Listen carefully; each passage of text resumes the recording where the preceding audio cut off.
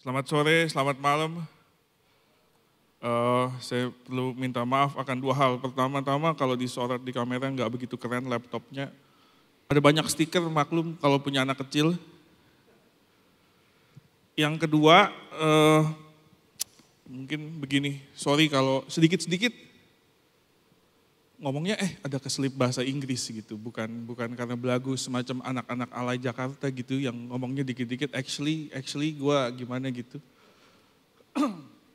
Tapi memang udah kebiasaan karena tinggal dan melayani di Australia. Memang otak kita tuh kadang suka susah diajak kerjasama, giliran ngomong sama orang Indonesia yang keluar bahasa Inggris. Di sana saya kalau ngomong sama teman-teman yang bule, justru suka kadang bahasa Indonesianya keluar dengan liar gitu. Katanya, do you wanna go out this weekend gitu. Saya bilang, aduh no thank you, gue lagi males gitu, masuk angin, aduh bahasa Inggrisnya apa ya? I'm lazy bukan, I'm windy bukan. Gitu, emang otak kita susah kerjasama kadang. Tapi itulah nasib kita orang-orang Indonesia yang udah lama tinggal di luar negeri gitu. Bahasa Inggris belum becus, bahasa Indonesia kadang lupa. Tapi saya mau ngomong mengenai nasib sih, ngomong mengenai nasib ya. Mungkin boleh di slide berikutnya.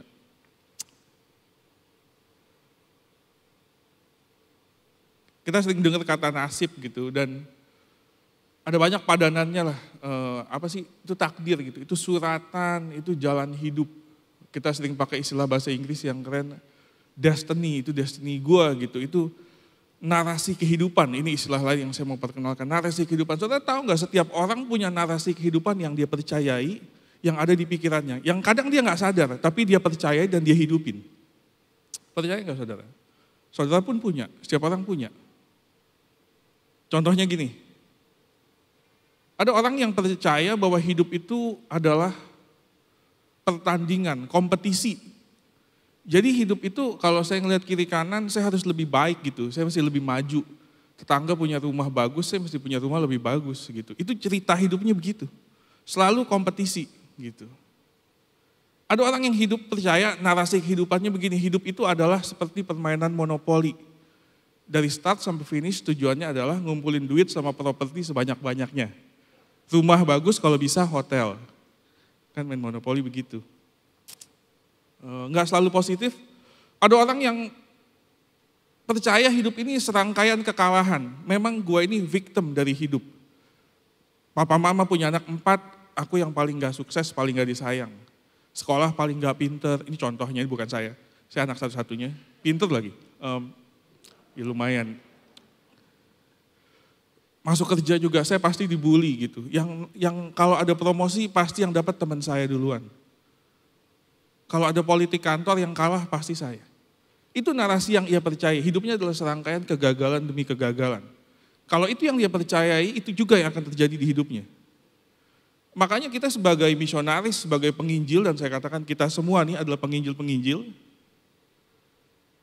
Sebagai penginjil yang baik, kita dilatih untuk membaca dan mendengar apa narasi kehidupan seseorang sebelum kita jejelin dengan ayat firman Tuhan. Betul nggak? Kita perlu mengenali apa narasi kehidupan yang dipercaya orang itu, baru kita bisa menyuarakan kebenaran firman Tuhan ke situ. Maka pasti firman Tuhan menjadi relevan dan kontekstual. Gereja Tuhan bicara mengenai kontekstualisasi dan relevansi dan kita seringkali berpikir itu adalah sesuatu yang eksternal supaya kontekstual, mungkin ayatnya ditampilkan nanti dulu supaya agak kejutan sedikit.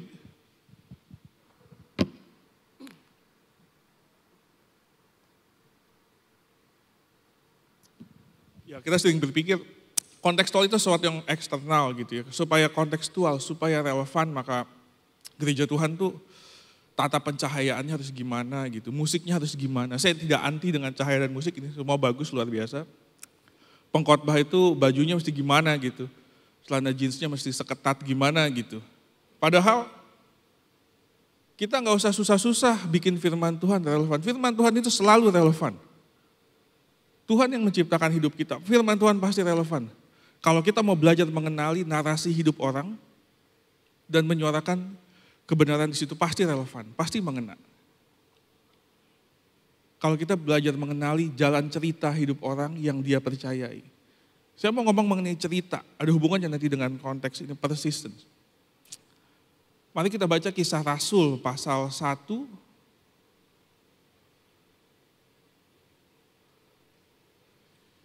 ayat 1 sampai 11. Biasanya kalau di gereja saya bisa minta orang lain bacain. Gereja kami kecil gitu, jarak antara khotbah sama jemaat paling depan cuma 2 meter, di sini susah. Jadi saya aja yang bacain.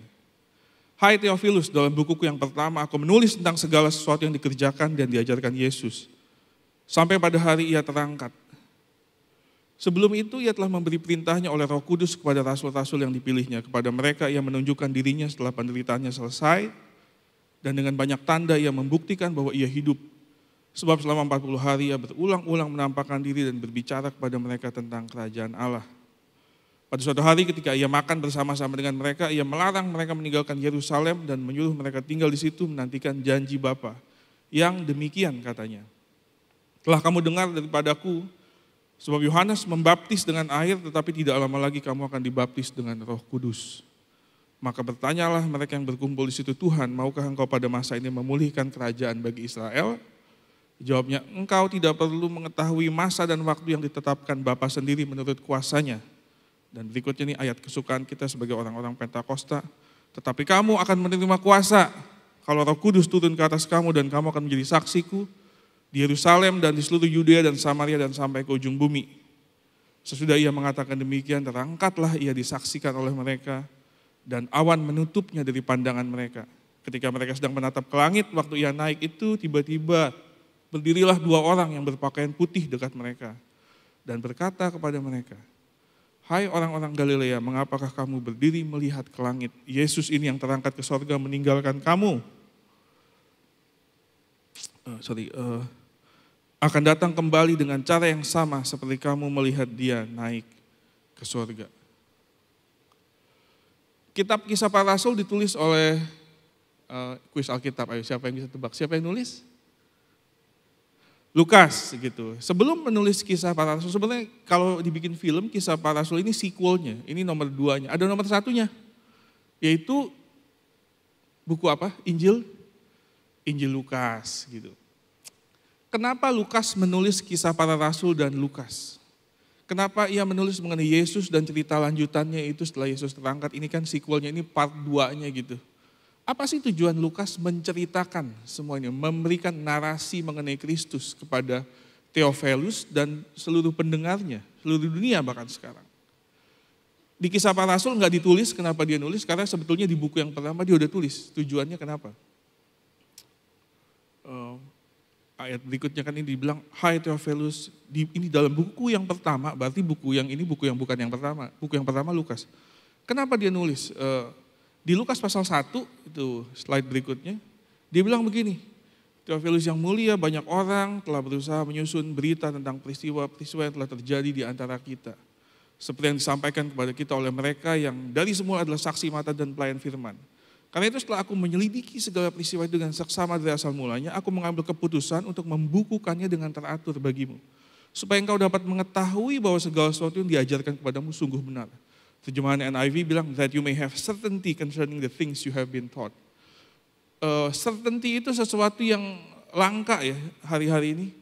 Berapa sering Anda dengar berita, entah itu di internet maupun media cetak, dan bisa punya certainty, gue yakin ini benar nih, enggak bias ke sini, enggak bias ke kanan, enggak kiri. Susah. Media kita itu penuh dengan bias. Buku sejarah kita penuh dengan bias, karena itu diedit dan ditulis, enggak lengkap. Hanya yang mau ditampilkan, yang diagendakan oleh si penulis. Dan pada zaman itu tentunya ada banyak desas-desus mengenai Kristus, apalagi dia mati, disalib, dan kemudian mayatnya hilang. Ada banyak versi dan cerita beredar, karena itu penulis Injil termasuk Lukas berpikir kita perlu nih bikin cerita yang bisa dipercaya. Supaya kalau orang baca mereka bisa punya kepastian, ini pasti ceritanya benar. Itulah sebabnya kenapa Lukas menulis Injil Lukas dan lanjutannya itu kitab Kisah Para Rasul.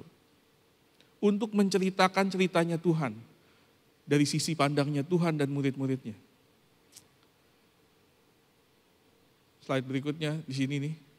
Kalau zamannya si Lukas, zamannya Theophilus, susah untuk mendapatkan informasi yang benar karena ada banyak simpang siur dan desas-desus. Zaman sekarang mungkin lebih susah lagi. Karena zaman dulu aja belum ada Netflix, belum ada TikTok, belum ada Facebook dan sebagainya. Zaman sekarang Anda mau dengar informasi apa tinggal Google, tapi ada banyak versinya.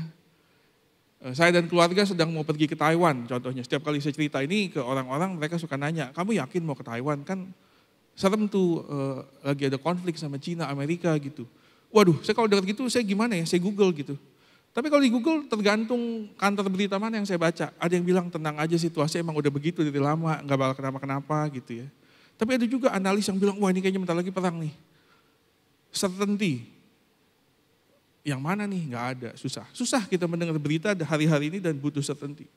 Tapi media di sekitar kita saudara, setiap hari. Bukan hanya memberitakan kepada kita mana yang betul dan mana yang salah. Tapi juga mana yang baik, benar, dan mana yang tidak benar. Mungkin back aja belum yang ini, masih yang tadi, masih slide yang sebelumnya.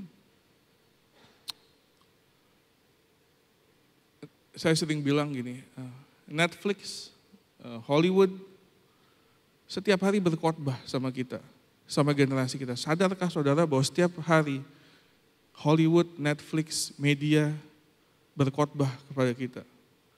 Mereka mengajarkan apa itu hidup, apa itu meaning, apa itu purpose, apa itu relationship, seperti apa hubungan yang sehat. Oh bahkan hubungan itu nggak usah sehat, emang namanya hubungan itu nggak sehat.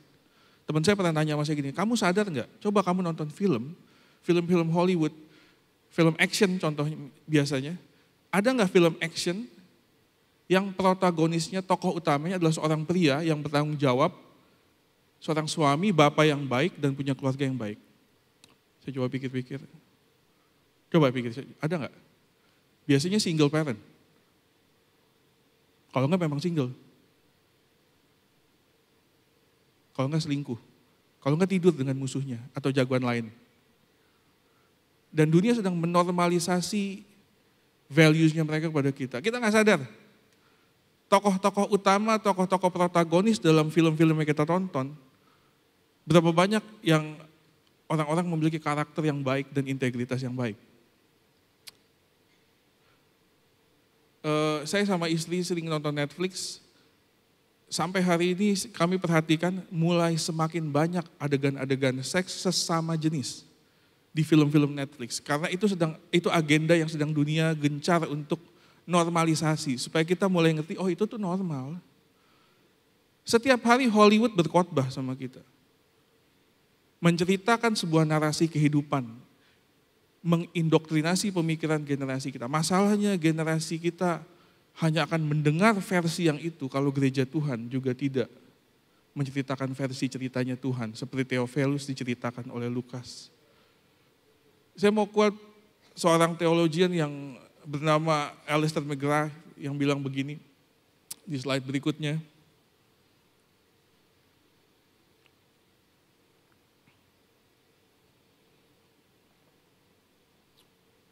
Slide berikutnya bilang gini. Yang tadi itu, yang abu-abu. Saya yakin orang Bogor bisa bahasa Inggris semua, jadi saya nggak terjemahkan. We are called to out-narrate the dominant stories that shape our culture. Budaya kita itu dibentuk oleh cerita-cerita dominan, oleh value dunia, tapi kita dipanggil untuk out-narrate, berteriak dengan lebih lantang. Kita dipanggil untuk menceritakan ceritanya Tuhan dengan suara yang lebih jelas, mengalahkan ceritanya dunia. By exposing their weaknesses or showing how they are enfolded by our own or how they are eclipsed, ditutupi by a more luminous and compelling story. A more luminous and compelling story. Ada sebuah cerita yang lebih terang, yang lebih dahsyat, yang lebih baik, yang lebih menarik. Bahwa ini narasi kebohongan yang dipercaya oleh orang mengenai hidupnya. Ini value yang dunia sedang khotbahkan dan ajarkan. Inilah kebohongan-kebohongan iblis yang dianut oleh generasi ini. Tapi kita dipanggil untuk dengan suara yang lebih lantang menceritakan ceritanya Tuhan. Ada narasi kehidupan yang lebih baik dari itu. Dan kalian perlu dengar itu. Itu panggilan Tuhan buat gereja Tuhan. Untuk bercerita dengan suara yang lebih lantang, lebih keras dari dunia. Dunia sedang mengajukan narasinya. Ini tuh, hidup tuh seperti ini. Yang namanya pernikahan itu memang kayak begini. Gambaran pernikahan di film-film Hollywood gak ada yang sehat. Ya jarang. Tapi kita perlu mengajukan versi kebenaran, cerita yang lain. Sosial media begitu gelap, tapi kita perlu bercerita-cerita yang lebih luminous, yang lebih terang. Bahwa ada jalan hidup yang lain, ada pengharapan, ada pengampunan. Ada narasi keselamatan, ada narasi pengharapan, ada narasi damai sejahtera di dalam Tuhan. Dan itu hutang kita sama generasi ini. Karena dunia sekali lagi persisten, itu dia persisten. Dunia persisten, berkhotbah, mengindoktrinasi orang-orang di luar sana dengan cerita, dengan narasi mereka. Dan kalau kita gereja Tuhan diam saja, enggak persisten menceritakan ceritanya Tuhan, maka hanya itulah yang akan didengar oleh generasi berikutnya, oleh keluarga kita, oleh anak-anak kita. Kita perlu berdiri, bercerita dengan lebih lantang. Harus persisten. Dan bukankah itu panggilan Tuhan di ayat ke-8? Tapi kamu akan menerima kuasa kalau Roh Kudus turun ke atas kamu dan kamu akan menjadi saksiku. Apa sih yang dimaksud dengan menjadi saksi? Saya sering tanya. Apa yang dimaksud dengan menjadi saksi, saudara? Dalam bahasa Inggris, dalam bahasa Indonesia, termasuk dalam bahasa Yunani sendiri, kata saksi sebetulnya mirip-mirip ya. Artinya seseorang yang menyaksikan gitu. Maksudnya gimana ya? Kalau dalam konteks hukum atau persidangan, ada saksi. Kita tahu ya, suka nonton film-film itu kan, kayak film-film trial gitu, film-film soal pengacara gitu, ada yang namanya saksi. Banyak orang bilang gini, saya tuh nggak bisa jadi saksi karena saya kurang meyakinkan. Saya tuh kalau bersaksi menginjil tuh nggak meyakinkan gitu, nggak cerita saya tuh nggak gimana gitu, tuh saya tuh kurang gimana gitu, nggak kurang emosional gitu, kurang gimana gitu. Tapi tahukah saudara, apa tugas orang saksi di pengadilan? Apakah tugas orang saksi untuk meyakinkan? Bukan, itu tugas pengacara. Itu tugasnya jaksa penuntut. Tugas orang saksi adalah berdiri di situ dan cerita apa adanya. Tidak harus meyakinkan ceritanya, tapi harus faktual. Tuhan gak panggil kita jadi lawyer, dia gak butuh lawyer, gak butuh dibela. Tuhan cuma bilang ceritain ceritanya gue. Tell them my story. Ceritakan mereka tentang aku. Kita dipanggil jadi saksi. Masalah meyakinkan itu pekerjaan Roh Kudus. Tapi masalahnya kita willing gak take the stand. Berdiri dan menceritakan ceritanya Tuhan. Dengan suara yang lebih lantang dibanding ceritanya dunia ini. Saya suka di ayat ini bahwa menerima Roh Kudus adalah syarat prekondisi untuk menjadi saksi. Kamu akan menerima kuasa kalau Roh Kudus turun ke atasmu dan kamu akan menjadi saksiku. Jadi untuk harus jadi saksi itu harus menerima kuasa dan menerima Roh Kudus dulu. Kadang kita membaca ayat ini sebagai orang Pentakosta kita berpikir bahwa begini, mungkin kecepatan belum sampai sini slide-nya. Belum. Kita kadang berpikir begini.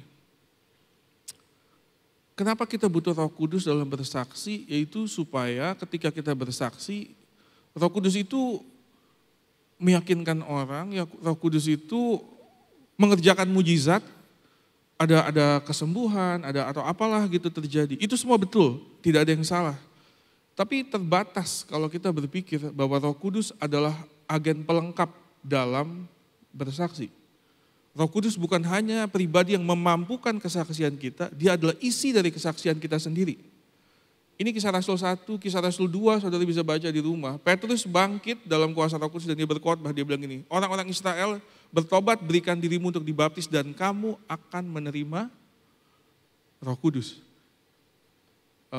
Jarang sekali ketika kita menginjil kita bilang gini, mau gak terima Tuhan Yesus, nanti kamu terima Roh Kudus gitu. Yang kita tawarkan begini, mau gak terima Tuhan Yesus, nanti kamu dapat kesembuhan atau kelepasan atau sorga atau bebas dari neraka. Tapi waktu Petrus berkhotbah kepada orang Israel yang dia bilang gini, bertobat, berikan dirimu dibaptis dan hadiahnya adalah Roh Kudus. Karena sebetulnya Roh Kudus adalah keselamatan itu sendiri. Dia kan adalah jaminan keselamatan, uang mukanya, down payment-nya. Waktu para nabi bernubuat mengenai keselamatan dalam Kristus, mereka bilang, satu hari Tuhan janji ini, aku akan kasih kamu hati yang baru, roh yang baru, rohku akan aku taruh dalam kamu. Janji keselamatan sebetulnya adalah janji menerima Roh Kudus. Menerima Roh Kudus artinya menerima keselamatan. Itu tidak bisa ditukar-tukar. Jadi menerima Roh Kudus bukan hanya untuk memampukan kesaksian kita, itu adalah isi dari kesaksian kita sendiri. Itulah sebabnya, seperti saya bilang tadi, masalahnya menjadi saksi bukan masalah meyakinkan atau tidak. Tapi juga disinilah masalahnya. Kenapa banyak orang Kristen tidak berkualitas kesaksiannya? Karena kita enggak memenuhi syarat jadi saksi. Masalah yang tidak pernah ada yang kita saksikan. Yang kita ceritakan adalah ceritanya orang lain. Kita enggak pernah mengalami kuasa Roh Kudus. Kuasa transformasi Injil Kristus yang dikerjakan oleh Roh Kudus sebagai agen kelahiran kembali. Karena itu enggak ada yang bisa kita saksikan. Tuhan baik, Tuhan berkuasa. Kata pendeta di YouTube yang saya tonton tadi siang. Kata Pastor Ian yang khotbah di ibadah 1. Kata ketua komsel saya, itu kita bukan saksi, itu salesman. Kita jual produk yang kita nggak tahu.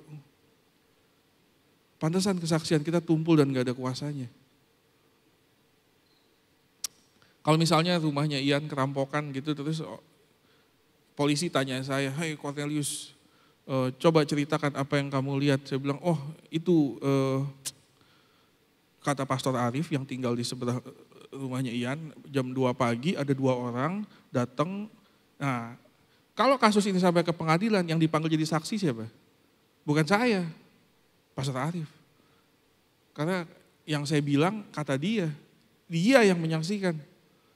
Ada banyak dari kita orang Kristen, kesaksian kita kata orang. Tapi kita nggak pernah mengalami kuasa transformasi Roh Kudus. Tidak qualified untuk jadi saksi. Itu yang anak-anak Skewa kerjakan kan. Bertobat kamu dalam nama Yesus yang diberitakan Paulus. Setannya bilang, Paulus kenal gua, Yesus kenal, lu siapa? Bukan saksi itu, salesman. Kalau kita menerima Roh Kudus, hidup kita mengalami transformasi Roh Kudus, kita akan menjadi saksi. Pasti menjadi saksi. Itu panggilan Tuhan untuk menceritakan ceritanya kepada dunia ini.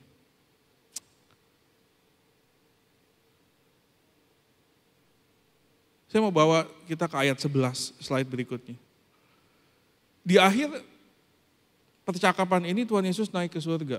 Murid-muridnya kemudian melihat ke atas di ayat 11 dan malaikat datang dan tanya sama mereka, "Hai orang-orang Galilea, mengapakah kamu berdiri melihat ke langit?" Gitu, ngapain? "Hai orang-orang Galilea, mengapakah kamu berdiri melihat ke langit?" Mereka bengong gitu. Saya suka bagaimana Tim Keller dalam bukunya Encounters with Jesus menerjemahkan secara lebih luas gitu kejadian ini. Di slide berikutnya mungkin kelihatan nggak?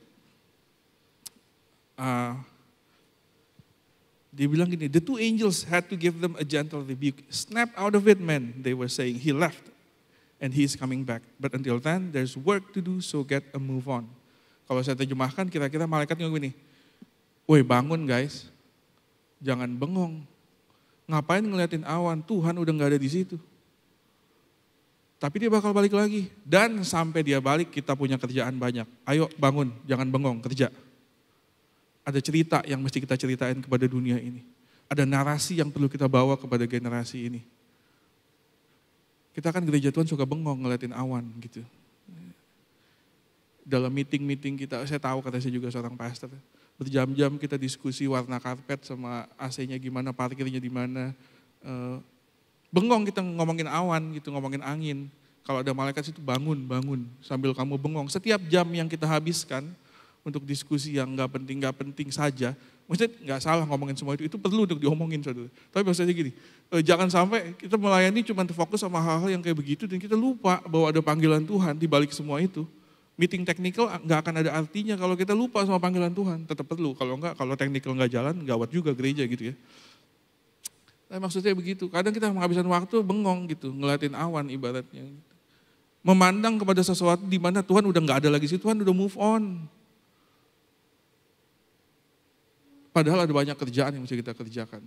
Sambil kita bengong dan sambil kita meeting ngomongin yang enggak, dunia sedang gencar persisten berkhotbah, mengindoktrinasi generasi dengan value-value-nya mereka.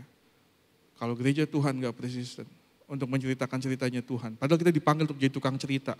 Dipanggil untuk jadi saksi kan, ya sama aja dipanggil jadi tukang cerita gitu.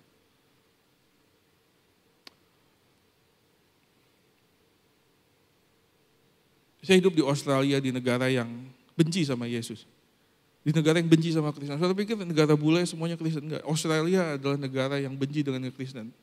Secara umum, orang-orang sangat sekuler. Apa itu Yesus? Mereka pandang rendah, mereka bicara dengan nada yang merendahkan. Kalau gereja Tuhan gak bangkit dan bilang bahwa Yesus itu dahsyat, itulah satu-satunya suara yang mereka dengar. Hidup tengah generasi yang juga memiliki narasi kehidupan yang berbeda dengan nilai firman Tuhan.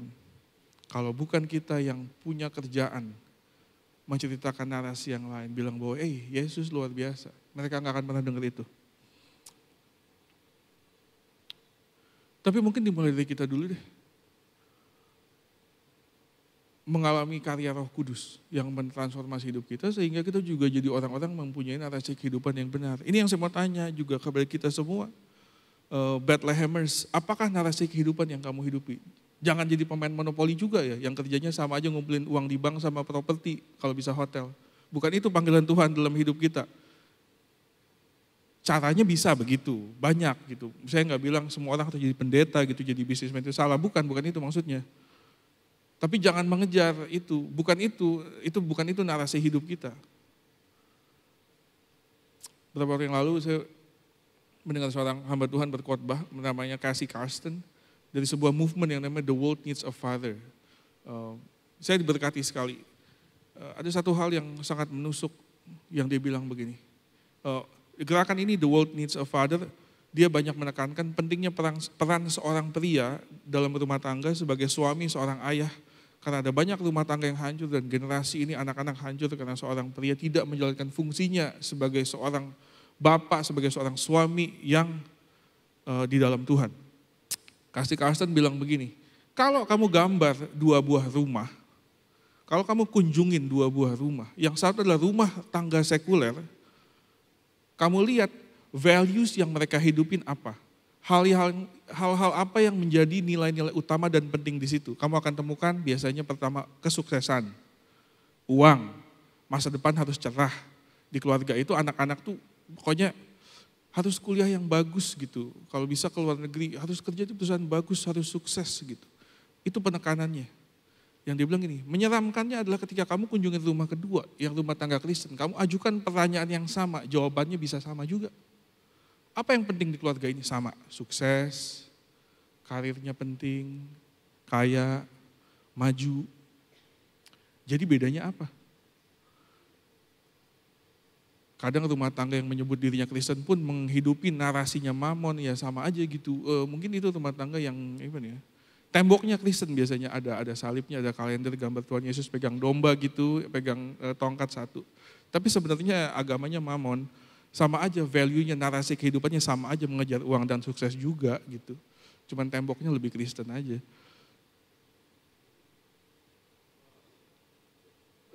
Dan saya dengar itu betul juga. Slide berikutnya. Saya mau tutup sama beberapa hal gini. Di India ada sebuah suku, sebenarnya lebih tepat dibilang kasta. Kasta Dalit, saudara pernah dengar nggak? Orang India percaya bahwa mereka percaya 4 kasta. Yang satu berasal dari kepalanya atau mulutnya dewa, ada yang dari badannya, ada dari tangannya. Kasta yang paling rendah, kasta keempat itu berasal dari kakinya si dewa tersebut. Makanya posisinya paling rendah. Ada satu kasta lagi, kasta kelima, yang dibilang di luar sistem kasta karena saking rendahnya. Mereka ini orang-orang Dalit. Saudara kalau nggak percaya, habis pulang ini jangan sekarang ya, Google tentang Dalit people. Yang saudara akan temukan adalah ada banyak sekali berita di mana perempuan-perempuannya diperkosa oleh kasta-kasta yang lebih tinggi dan orang-orang diam aja karena memang udah nasib loh. Orang-orang Dalit ini biasanya kerjanya mengutin sampah, mereka kerja juga ditindas sama kasta yang lebih dan mereka pasrah. Mereka percaya bahwa memang itulah takdir gue. Bahwa memang aku berasal dari debu kaki dari si dewa, bahkan di luar kasta keempat, saking rendahnya, dibilang mereka adalah orang-orang yang untouchables. Itulah narasi kehidupan yang mereka percayai. Sampai Injil Kristus datang dan mematahkan, menggantikan narasi tersebut dengan berita yang kabar baik. Bahwa mereka bukan dari debu tanah dan kotoran yang bisa diinjak dan dibuli dan gak apa-apa. Bahwa mereka adalah anak-anak Tuhan. Bayangin orang yang seumur hidupnya dibilang, emang kamu tuh takdirnya untuk ditindas dan jadi tukang sampah. Dengar berita, sebetulnya kamu anak Allah. Narasi Injil membawa kebenaran, mematahkan narasi kebohongan dunia.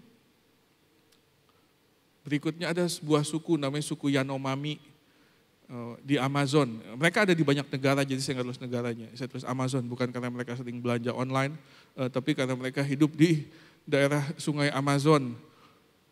Suku ini percaya bahwa untuk ketemu Tuhan, mereka harus minum ramuan racikan, mereka kayak bikin obat-obatan halusigenik gitu, semacam drugs yang mereka bikin sendiri. Dan situ mereka on and high, dan situ untuk ketemu, berakses dengan Tuhan. Akhirnya mereka mabok dan pulang sering pukulin istrinya dan anaknya. Mereka hidup dalam kekerasan. Mereka salah satu suku paling brutal di daerah Amazon, ditakuti oleh suku lain. Hidupnya sangat penuh dengan kekerasan dalam rumah tangga maupun di luar. Sampai kemudian dari beberapa orang mendengar Injil Kristus. Dan mereka mendengar narasi yang baru. Bahwa hidup itu bukan mabok-mabokan dan penuh kekerasan, tapi ada damai sejahtera, ada pengharapan. Setiap kali Injil masuk ke sebuah suku tertentu, narasi kebohongan yang dibangun oleh filosofi manusia dan kebohongan iblis itu dipatahkan, digantikan dengan cerita yang baru. Ceritanya Tuhan. Saudara nggak usah jauh-jauh ke India atau ke Amazon. Saya perkenalkan suku berikutnya yang bisa saudara temui di kafe-kafe terdekat, itu suku milenial Bogor, yang percaya dengan narasi kehidupan begini. Kalau hidup gua nggak sukses, nggak populer, Instagram banyak yang like, gua nggak bisa damai, sejahtera, dan nggak bisa happy. Itu pun narasi yang perlu dipatahkan. Karena persisten dunia mengkhotbahkan narasi yang satu itu. Dan kalau kita gereja Tuhan gak bangun membawa cerita yang lain, hanya itulah yang generasi ini akan dengar. Saya mau ajak teman-teman berdiri dan tim musik naik.